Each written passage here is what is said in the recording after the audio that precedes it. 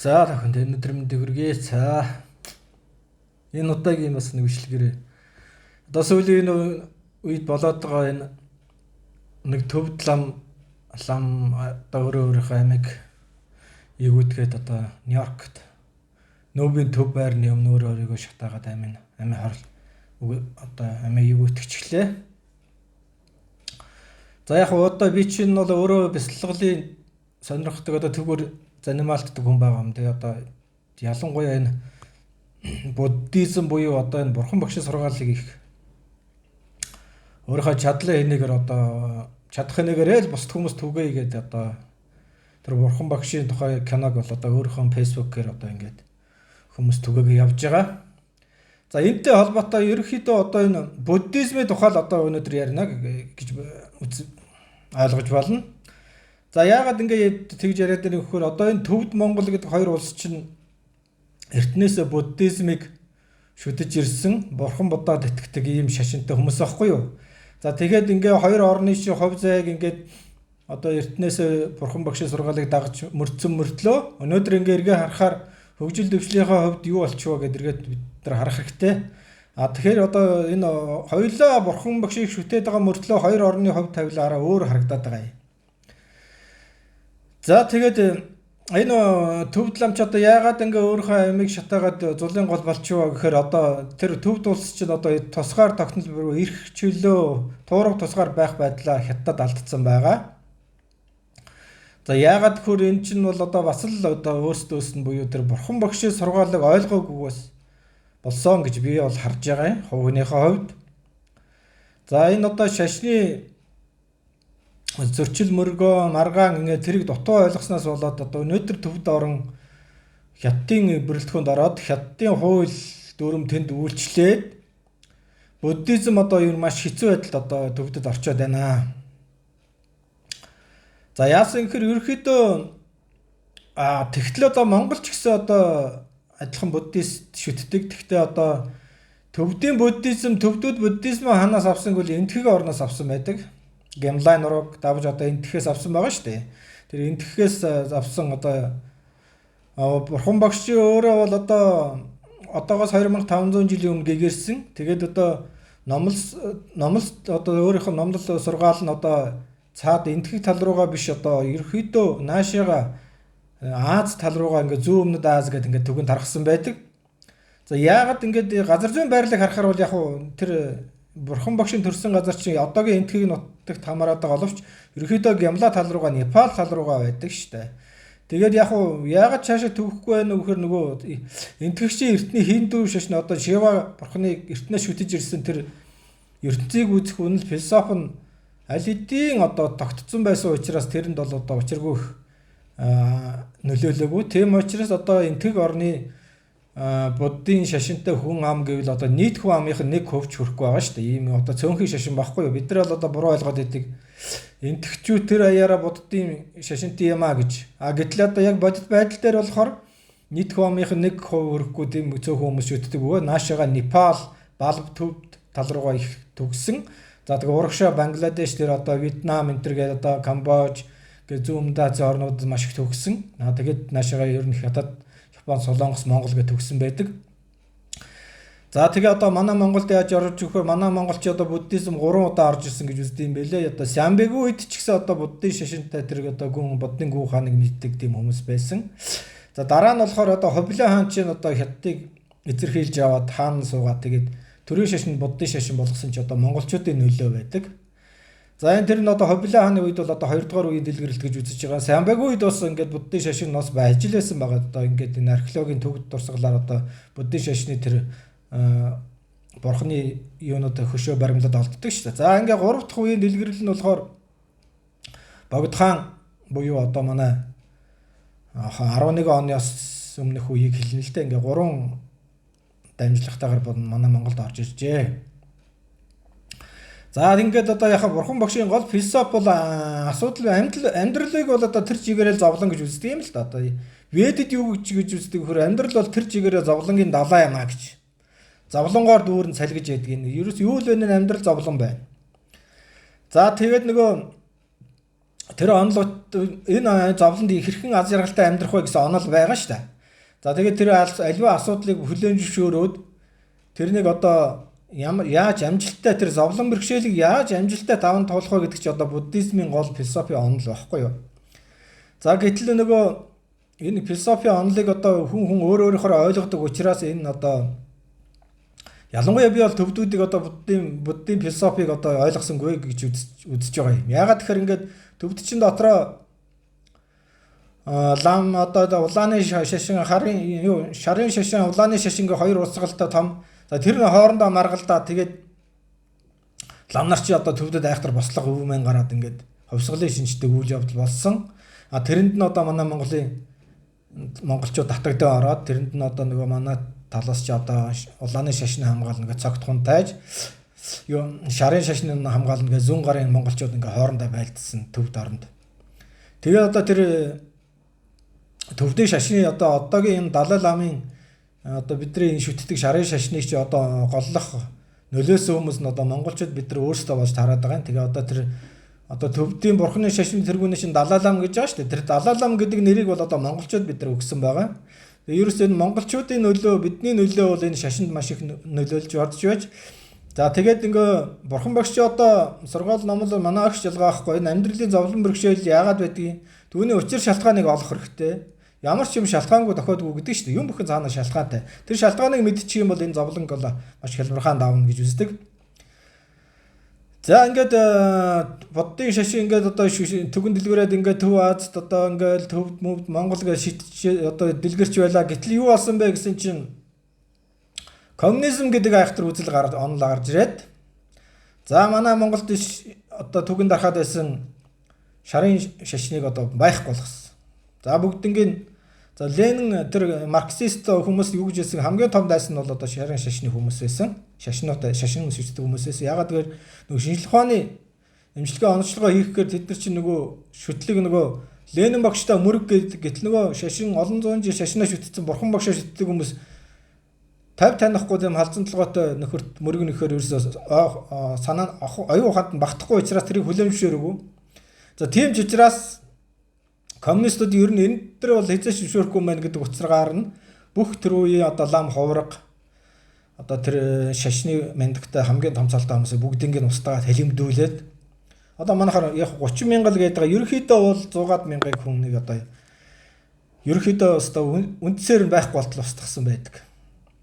За тэгээд яг монголчууд чи яг хөтэ ингээд цаанаас нь ингээ хойноос орж иж байгаа коммунизм гэдэг юм чи хүлээн зөвшөөрөөд за одоо тухайн үед бол одоо сонголт бидэрт ирсэн. Я зарим нь дээр тухайн үеийн лам нар юу гэж үзчихсэн гэхээр одоо ер нь урагшаага дагъя. Яг гэвэл одоо нэг шашинтай улсууд юм аа. Одоо энэ хойноос ирж байгаа хүмүүс чинь бол одоо христийн шашинтай учраас бид нар ингээд цаарахгүй нэ. Тийм учраас урд талаа дагъя. Одоо Япон энэ солон Япон тал руугаа байгээд одоо тэр манай түүхэнд гардаг штэ. Тэгтэл одоо манай тухайн төр засгийн удирдагчд яасан гэхээр одоо юу Чоблсон гэдэг хүн бол тухайд одоо ялтчгөл одоо геополитикийн мэдлэг тухайд одоо монголчууд арай илүү байжээ гэж. Тухайн нөхцөл байдал амар маш хэцүү байсан учраас одоо хүссэн үсээгүй ерөөхдөө Чоблсныг бол одоо сонголтгүй байсан учраас хойш зөвлөлт холбоот улсыг дагаад коммунистуудаа дагаад за ингээд сталинизмыг дагаад ингээд хойшоо зөвлөсөн. Тэгэхэд ихэнх улсууд одоо дөрвөн дөрвөөд өвөр монголоор дамжаал тэгэл Америк аваад манай тэр байна. Одоо том лам нар чи ингээ Америкаар явцсан байдаг шүү дээ. Энэ тэгэхээр дамжаад.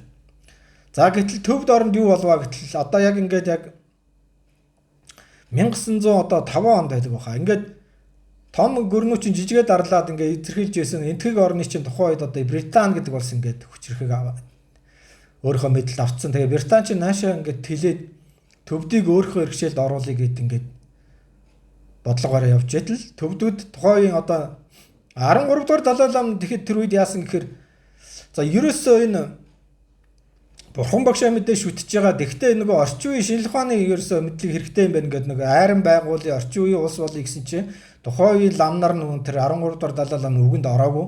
Гэхдээ бид нар чи одоо тарина амшаал умааны байдныхан ингээ мөргөө залбираа сууж явбал болно. Бидрийг энэ бурхан багш нь хамгаална гэд ингээ сууж исэн. Ингээд төвд улс шинжилэл хийж чадаагүй. За тэгээд нөгөө Англи улс чинь нөгөө хүрээгээ тэлхийн төвд рүү орж исэн. Тэгсэн чинь 1905 онд за ингээ мөргөлдөөнүүд гарсан байгаа. За тэгээд нөгөө англичуудтай юу байлцсан гэхээр нөгөө Британи боо нөгөө цахиур буута хэдэн төв зэргүүд 8000 төв зэрэг одоо тэр төвд цэрэгч гэжтэй албан ёсны айрам гэж байхгүй учраас одоо тухайн үеийн анчин манчин гэл одоо тийм төвд хүмүүс одоо тухайн үеийнхээ одоо тухайн үеийн чинь нөгөө улсын чинь нөгөө шашны тэргүүн удирдах байгаа шүү дээ. Манайх шиг ерөнхийлөгч юм одоо тийм улсын тэргүүн удирддаг, шашны тэргүүнүүд удирдах гэсэн учраас тэр дайнд ерөөсө хяаруулсан. Ягаад бол орчин үеийн зэвсэгтэй Английн цэргүүд бол зүгээр хорхон одоо нэг өдрийн дотор бүх төвдүүдийг хадсан. За ингээд тэгээд араач юу гэж ингээд одоо нөгөө төвдүүд чинь орчин үеийн шинжлэх ухаанаа өгөхгүй өвхөн маань тангад намаа уншаад байж хад болно гэж бодож итэл ингээд ялагдчихж байгаа.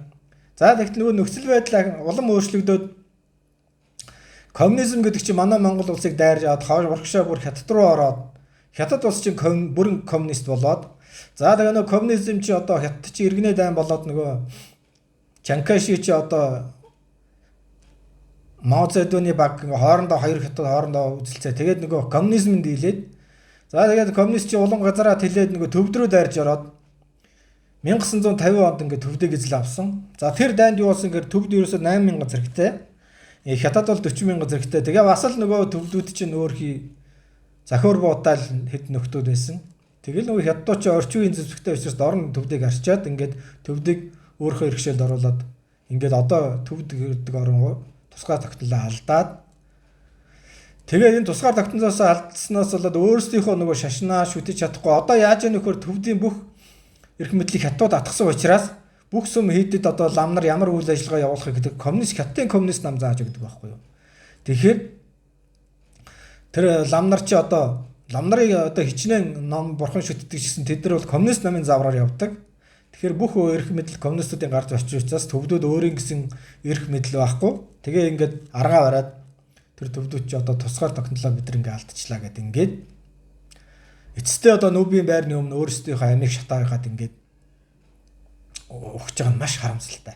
Энэ бол ерөөсөө бурханы шашны бурхан будагийн философиг ер нь ингээд бүрэн ойлгоогүйтэй л холбоотой гэж харж байна. Гэтэл монголчууд яасан гэхээр монголчууд бол маш прагматик байсан байна. Тэгэхэд манай монголч одоо нөгөө 2 дахь үеийн дэлгэрэлт одоо тэгэл ер нь манай анхны богд өндөргийн зан газар чинь одоо Чингисийн Алтан ургийн хүн байдаг. Тэгээд Чингисийн Алтан ургийн урагт нэгэн хөвөн мэндлээ тэр нь одоо манай Монголын шашны хэрэг анх дугаар богд гэдэг өндөргийн зан газар мэндэлсэн. За тэр хүн яасан гэхээр үнэхээр багасаа тодорсон маш гайхамшигтай авьяастай хүн байсан учраас тэр хүнийг одоо ингээд төвдөд сургаад тэгээд төвдийн бурхны шашнаас суралцаа тэгээд ирээд одоо тэр шашныг дэлгэрүүлэхдээ одоо шууд төвдчлээгүй яг Монгол хүний онцлог тохируулаад өнө буддын шашныг Монгол хүмүүст ингээд заа сургасан.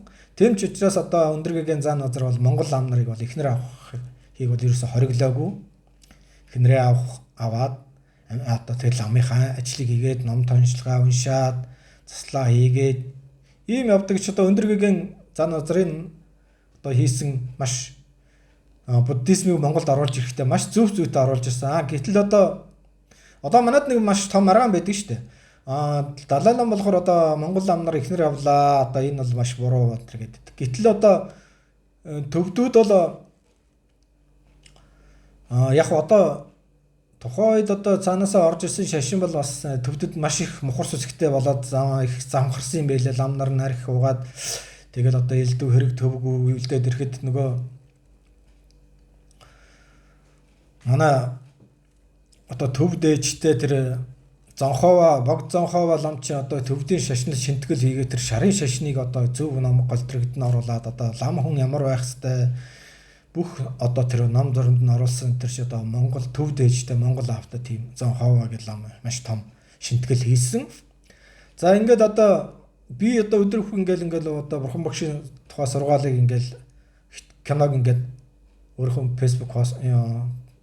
фэйсбүүкээр дамжуулаад постлог оруулдаг. Тэгэхээр тэнд одоо бурхан багш хий амьдрал одоогийн төвдийн буддизмын хувьд асар том ялгаа харагдаад байгаа байхгүй юу? Тэгэхээр буддийн одоо Будда Сиддхарт гэгэрч Будда болох үед бол шашин байж л байсан юм билээ. Тухайн үед бол маш эсэргүүцэлтэй Тэгээ одоо нөгөө хуучин шашныхаа номлолт амлсан хүмүүс ч одоо тэр үед одоо буддааг ерөөсө хүлээж авдаг маш их эсэргүүцэлтэй байсан. Тэр нь одоо кинон дээр батлагддаг шүү дээ. Тэгээд одоо манай монголчууд одоо буддааг юу гэж ойлгоод байна нөхөр ламаар төсөөрж ойлгоод байгаа байхгүй юу? Гэтэл одоо буддаа чинь гэгээрээд одоо сэтгаарч явахдаа ерөөсөө сүмж очиагүй, ламж байгаагүй, зөвхөн бясалгал хийсэн хүн байдаг шүү дээ. Тэгээ тийм одоо ингээ киноноос нарахаар учиргүй тэгэл одоо төвд ном уншаал, тарин уншаад одоо тэгээ гэгэрсэн юм байхгүй. Тэр хүн чинь өөрөө хааныхаа ордныг өрхөд ойроо яваал бясалгал хийгээл тэгэл эцэст үннийг олсон байдаг. Гэтэл нөгөө энэ мэдлэг яаж ингээд буруу тийш яваад байна нөхөр ингээ яалтчгүй нөгөө 2500 жилийн өмнө хэлсэн мэдлэг одоо ингээд хүнээс хүнд ингээ багшаас багш шавь дамжих хэрэгтэй. Мэдлэг нь говьд юм байна л да. Тэгэхээр нөгөө яг ингээ цэврээр ерөөс үлдэж чаддгүй. За яагаад гэвэл энтэхээс одоо төвдүүд үеийн үед л энтэхээс тэр буддизм одоо мэрэгэн гүн хааныг авч ялсан. За тэгээд түүхэндээ ганцхан удаа тохиолдол байдیں۔ Би одоо тэр гигантийн нэрийг санахгүй байна. Одоо энтгчүүд одоо төвд багшд орж ном орж тийм бас гэгэрэл төрсөн нэг түүх байдаг. Тэр ганцхан тохиолдол. Тэгээ 99% нь болохоор төвдчүүд цаанаасаа л энтгэхээс ерөөсөө суур нь бол энтгэх шүү дээ. Гэтэл ингээд дамжиж ирэхдээ маш их одоо нуглаа ороод маш их мэдлэг нь их говьж ирсэн учраас одоо төвднөрөө ингээд буддын гүн ухааны онолыг одоо сайн ойлгоогүй учраас тухайд одоо англи гэдэг улсыг төссөн бол өнөөдөр тусгай дагналтайгаа байх ч үгүй ч үү. Гэтэл одоо буруу одоо геополитикийн тухай мэдлэг байхгүй тийм шашны тэргүүнүүд нь буруу шийдвэр гаргаснаас болоод хятадын мэдлэлд одоо ингээд номооч унших хэрэг байхгүй, өөрсдийнхөө үгэж хэлэх хэрэг байхгүй, тусгаар тогтлоо алдаад одоо эцэс тэгээд амиа одоо шатааж эмээ гүйтэх хэмжээнд ийм хүртсэн байна. Тэгэхээр гэтэл одоо бурхан багш номлохдоо бүх юм хоосон чанартай гэж хэлсэн шүү дээ.